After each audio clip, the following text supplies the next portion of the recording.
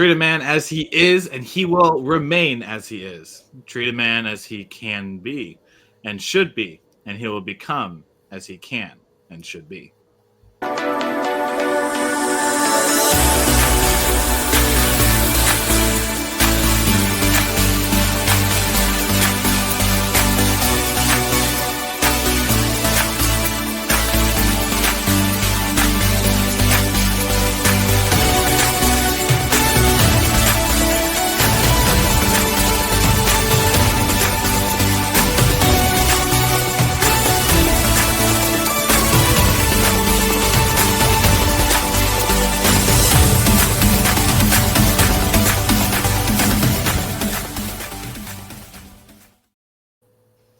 What is up, champions? Welcome to another episode of Champion Reads, where we talk about best-selling books and their best principles to help you out with your best life.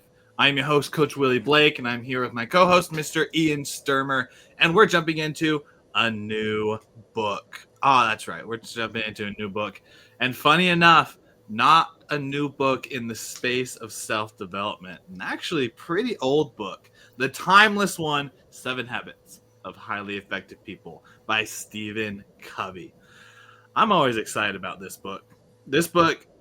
So 8 years ago, first dating my wife, had most people would say discussion, but it was more of an interrogation for 3 hours between me and her grandpa. And he was just getting into me of everything that was in my life, what I was wanting in the future. And at the end, he's like, yeah, you're not ready to marry my granddaughter. So if you still want to be here after all this, what you need to do is come up with the mission statement and read this book. So he hands me, well, it doesn't hand me, I already had it. He said, read this. He said, 7 Habits of Highly Effective People. So that's how I was first introduced to this. And I got to say, I'm glad that I was, because what a great book. What a fantastic book. We're going to do something really fun today. We were talking in the green room. We're like, what can we talk about? We can go deep into a single habit. We can be able to play around with it. And maybe we'll do like a quick back and forth, or we'll pick a habit, maybe out of a hat, and be like, boom, boom, this is our thoughts on it. But the idea came up that why don't we look at the 7 habits and pick which one is one that comes easy to us. Then we'll pick one that comes hard to us, and then if we have time, which we always make time on here, to tell the other person what we think their best habit is. Because Ian and I we've known each other for years now, so I think we have a pretty good idea of what's going to happen. Yeah. I don't want to go into what we think is the worst one for us, because I don't know if I can handle that emotional damage. But I couldn't find a worse one for you. So, all of them are the worst ones. No, so even Ian, before we even jump into all that, I want to hear from you. What's this book been for you? Because I know you suggested this book way back when, and we're finally getting around to it. What's it to you? Yeah, we read a lot of books here. We both love the personal development space, but to me, not only is this a classic, but this is the ultimate book to me. Not long ago, we did a Rotten Tomatoes where we rated our books, and I think I put this at a 9.8 because you're never supposed to have a perfect 10 out of 10. But to me, this book resonates more than any other book. The principles are so applicable, so real and true. I think when I first read it, probably it was more unique when it came out to me. I hadn't read as many books at that point, so it stood out for that. But more than any other book, I think this stands the test of time. And no matter what your situation, I would tell anyone, this is the first book I have anyone read when they ask me for recommendations. And it's just, it's so simple. Once you start to look at it, it all makes sense. I probably would not have come up with these if I tried myself, even after reading all the things, if this book was never written. But really everything about this book, the examples he uses, both in business and personal life, um, and the morality behind it is important to me. That it's not just me being better, but it involves making the world a better place as well. Um, I mean, I could just kind of sit here praising it all day, to be honest. Um, but I will say, go back to that. If you're going to read one book only, without hesitation, this is the one book I would have you read. And I think it really could apply to everybody in every situation, to be more effective and to be happier in life. So, Yeah, agreed. It's just that good of a book. So for our Rotten Tomatoes, Ian gives it a 9.8. I'll give it a 9.3 for me. There we go. okay. There's Rotten Tomato scores without John here. Yeah. All right. John will give it a 1 now. And John gives it a 1 just to average it out. Yeah. Awesome. So, Ian, how do we want to do this? How do we want to start off? Do we want to start off with our own strength, our own lesser strength, or the other one's strength? Well, let's sandwich a strength, a lesser strength, and a strength. So Cool. Let's start out with our strength, then our weakness, then we'll go to each other's strength. And since you asked me, I'm going to go ahead and start first. I think my strength out of here is think win-win. And I always feel a little guilty to talk about a strength because it makes me feel a little bit boastful to say that. But I think that's one that comes naturally to me. And perhaps that's actually a challenge to me sometimes in sales. I start to think for winning for my customer more than me. But I love the idea of putting the other person on an equal footing with you. And I try to do that in life. Sales is really the example that comes easiest. If I can give my customer a good deal and help them out, while at the same time giving me a fair return on my time and my commission or my sale for it, that's a win-win. And Dr. Covey gives a great example as he was talking to a grocery store owner. And the grocery store owner said, win-win doesn't work. You can't be in business that way. And Dr. Covey said, well, what if you want the customer to win, so you sell everything at cost? He says, well, no, I'm going to go out of business. That can't work. He says, okay, well, what if you just mark everything up 300% so you get a huge profit? He goes, well, that's not going to work because the customer is going to leave. They're going to shop somewhere else. He goes, so what do you have to do? He goes, well, you have to balance how much you can give the customer while still retaining what you need. I said, no, that's a win-win. If you're only thinking about yourself, your customer is going to leave. If you're only thinking about the customer, you can never make a profit. And I think that translates into life just as well. We were talking about family earlier, and you got to have that balance with family. You've got to be putting your family first, especially, children, your spouse, any significant other. But you also have to, if you only give to them, then there's nothing left of yourself. And they don't want nothing of yourself. You've got to be an individual as well. So finding that balance and thinking of others, that really is, I guess that's one of my strengths, one of the ones that comes naturally to me to find that balance. Sweet. I agree with that. Love it. For me, the one that sticks out of my strength out of the 7 is number 5, which is seek first to understand, then be understood.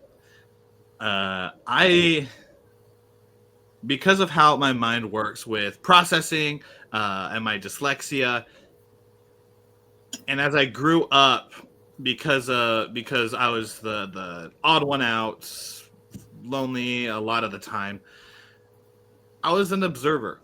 So I'd be sitting in the classroom, and even if I knew the answer, I'd be the person who wouldn't raise his hand.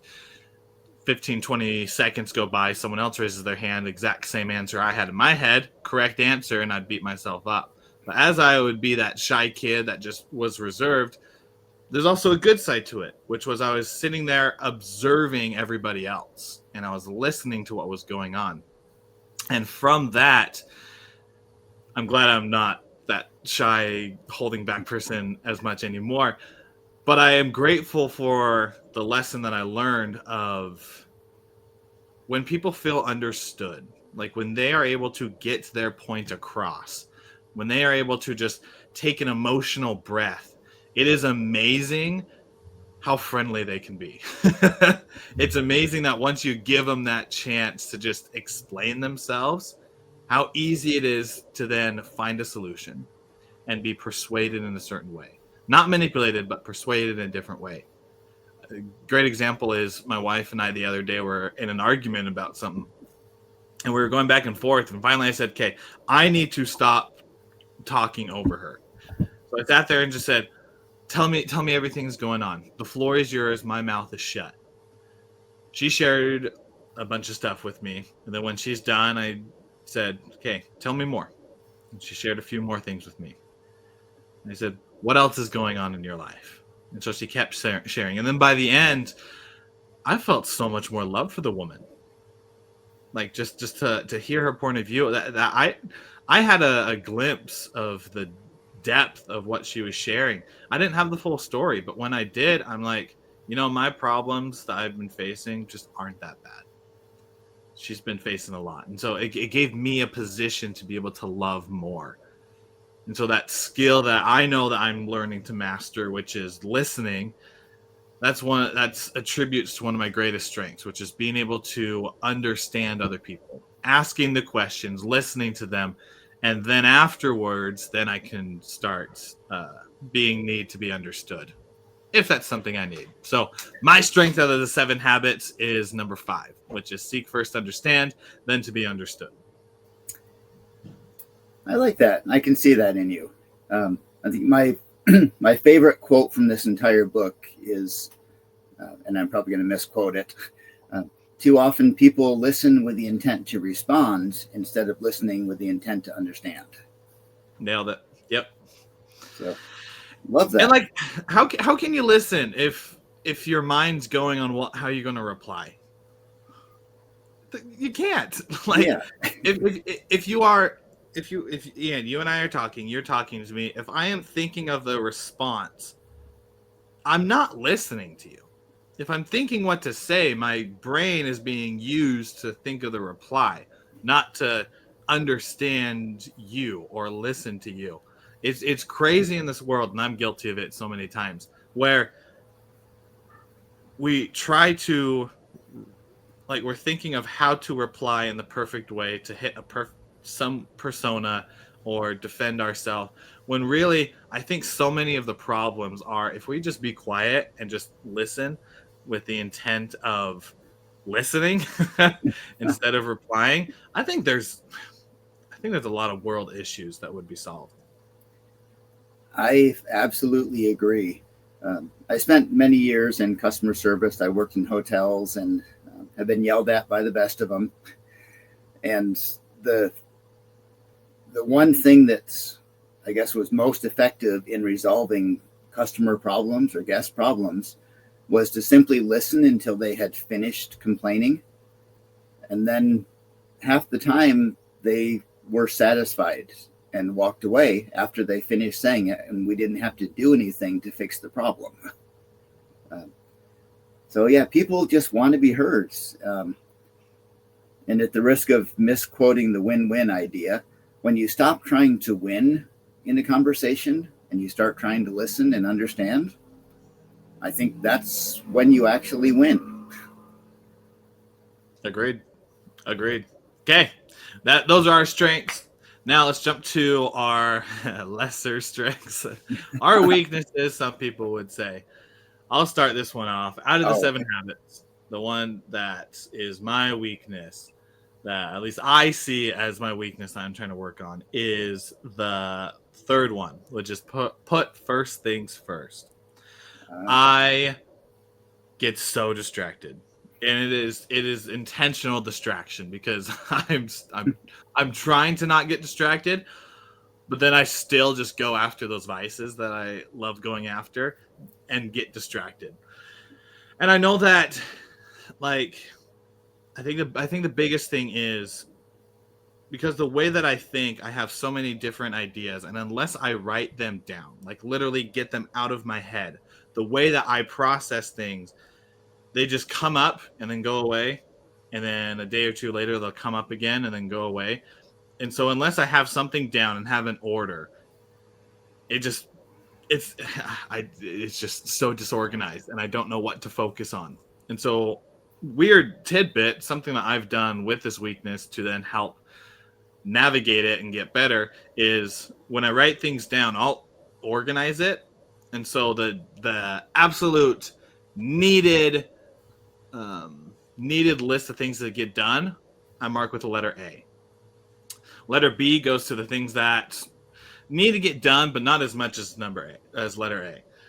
And then C is like, yeah, these are like the nuts and bolts of the things that we got to do. They eventually need to get done, but there's no pressure to do it. And then if it goes to D, D is usually the automate, delegate, or eliminate type tasks. But then D is just like, yeah, don't really need to do any of that until all the rest are done.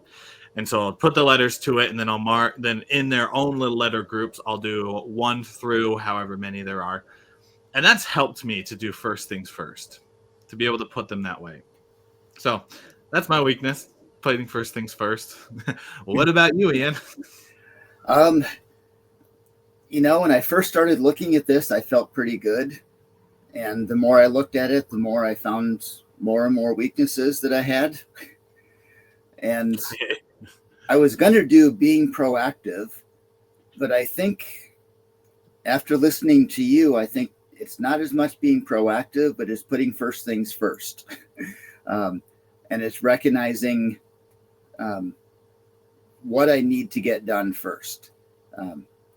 I should be proactive and do some of those things before they become an issue, but understanding what things are most important, prioritizing, and then doing those things definitely is my weakness. I'll have my to-do list that I write down, and then I don't look at it for a few days, which means it's not really helping. Yeah. So I'll say that, yeah, that same thing, understanding what's the most important thing to do right now. And I forget if it was actually in this book, but it might have been one of the Franklin Day Planner books. If you only get one thing done today, make sure it's the most important thing. And sadly, that is usually not the case for me. I get my Pokemon caught every day. That's one of the important ones. But it's probably not the most important thing that I need to do. And, I'll sit down probably about once a week. I said, okay, I need to get focused now and do things. And I have a real good session on that. And when I sit down, I haven't really figured out at that point what the most important things are. And if I was doing that on a more consistent daily or semi-daily or quarter daily basis, I would have got these things done. I would have known what's most important. I wouldn't have missed some of the things that are more important to do the things that are easier. So I think I'm going to agree with you for myself. I need to learn to put first things first, because at the end of the day, I never finish everything I need to. And I need to make sure that the things I do finish are the ones that actually matter. There you go. Putting first thing first. You heard it here, folks. Our weaknesses are putting first things first. So you got us doing incredible at the other 6 habits, but we're just distracted all the time. That's what it comes down to. Yeah. Oh, no. It's funny that just I'm with you. I look at these habits, and at first glance I think, wow, I'm doing a lot of great things. And then I keep looking at them, and in my mind examples start coming up, and I think, oh, maybe I'm not as good as that. and examples of good stuff also come up. So it's interesting that for you listeners who are watching or listening, the 7 habits, we didn't even go over all of them quick. So let me go over all of them quick and then share some. So number 1 is be proactive. 2 is begin with the end in mind. 3, put first things first. 4, think win-win. 5, seek first to understand, then be understood. 6, synergize. And then 7, sharpen the saw. So for you listeners who are listening, think about that list and think about yourself and what you're working on. Because as champions, we are always working on something. There is no end to the list of work that we're doing. So think about what you're working on and how you can overcome it. But even more importantly, I want you to take a second and think of what you're great at. Because when you realize what you're great at, you can, how would you put this? You can, when you focus on a strength, you're able to multiply your results rather than when you focus on your weakness, because you can only add to it. If it is unnatural for us, which a lot of us call those lesser strengths or weaknesses, when we work on those, we're only able to add a few degrees of getting better at them. But the things that come natural to us, things that are our superpowers, the best things, we're able to multiply multiple of times with that strength. And so take a moment, look at those 7 habits and think of, I might struggle with a few, but this one I'm really good at. And deep dive a little deeper into it, because it's amazing what comes out on the other end. I've been able to focus on each of these habits at times, and I know that the ones that I feel I have more strength on help me stand out to my competition and to the people I'm going with. And so with you and your business, what is your ultimate strengths? Which ones make you stand out? And then realize that might just be your edge in business. Before we jump to the last one, Ian, do you have any thoughts? Yeah, you had a little pause after what are your strengths and weaknesses, and I was hoping that was a rhetorical question because I didn't want to answer that. But what you said is really true with that. And I shouldn't do sports analogies because I don't know anything about sports, but it kind of comes to mind. If you are running track in high school and you have 2 events, you're doing the mile run and the high jump, and you're really good at the mile and not very good at the high jump. If you say, okay, well, I need to focus on the high jump instead of the mile, and you get a little better at the high jump, but you get worse at the mile, now you're not going to do good in either event. But if instead you say, the mile is my good one, I'm going to focus on that, and then I'll work a little more at the high jump, you're going to get your medals in the mile and be able to achieve more and help out the team and all of those things. So, we should still, work on our weaknesses. But like you said, it's our strengths that are going to carry us forward. And maybe that's where number 6, synergize, comes in to, find partners that complement your weaknesses. And I think that's one of my favorite things in my marriage is that my wife complements my weaknesses, meaning she's good at everything. So I'm okay. I don't have to be good at any of these things. Secret of happiness is marry a really good spouse. But there's things that she struggles with and I'm able to step up and do. And that way we fit together and form a good, successful marriage.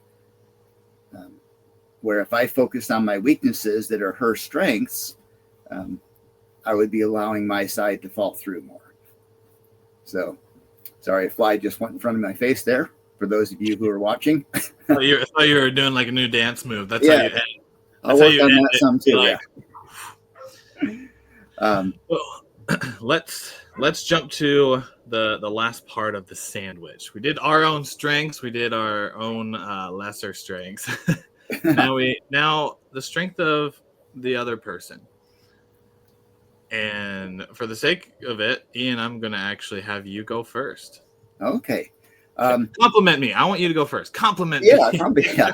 Please help now. So yeah, needy was sorry. Okay. Habit number 9, needy. Yeah. So when I look at this, and I hope this doesn't come across as a more superficial one, but so much of our conversations that we have, I see you sharpening the saw continually. Um, from the number of books you read is the first thing that popped out, and how you're continually reading and educating yourself. But then in our conversations, as we get a little further away from our champion circle side and the personal development, and we get into just sharing events in our life, you bring up so many things from physical. I know you've been working on the 90 hard. 75 hard. 75 hard. I was going to put you up to 90 hard because I think you can do that even better than just 75. But yeah, anytime. The physical side, the mental side with reading, we have some spiritual discussions as well, talking about that, and social, emotional, and I'm going to put family into that side as well. I see you continually working on those things and recognizing you're never resting in your laurels and saying, I've done enough, or this is good enough for now, or I don't need to worry about that. You're always striving to do better, and doing great now, but always striving as well. So that's one of those things that I admire about you, and I look to you as an example for. And that's the habit that I see oozing out of you, for lack of a better term. I'm sure there's a better term out there for it. You exude that habit so well. So sharpening the saw. Well, thank you. I take it in and appreciate that. The one I have for you out of it is one that we have not touched on yet. The one is the second one. Begin with the end in mind.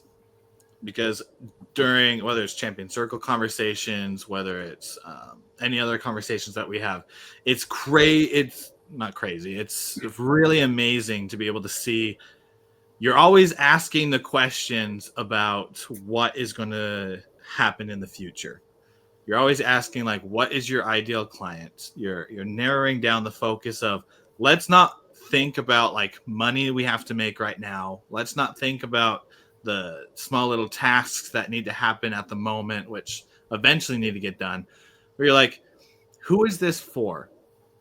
Long term, where are we going with this? What is it that we're aiming towards? And you're so great at being able to help to find the target that we're going for, find the individual or the company to best go at, so that when we start taking the action, start putting our foot on the gas pedal or climbing up the ladder, we actually are aiming at the right direction. And so the strength that I think that you have is beginning with the end in mind. Thank you. I appreciate that. You're welcome. And with that, as we start to wrap up the end of this episode, as you champions, ask yourself, what is your strength? What is your strength out of these 7 habits? It's like, as we were discussing, when you focus on your strength, it's incredible what you can do. Olympic athletes, they are not good at a lot of things. They are great and outstanding at one thing. And that's where they get the gold medal. And that's how they become a champion. So if you're wanting to be the champion and receive that own gold medal, stop trying to do everything and just focus on one or a few things. And Ian, yes. I'd love to hear your thoughts as we close this.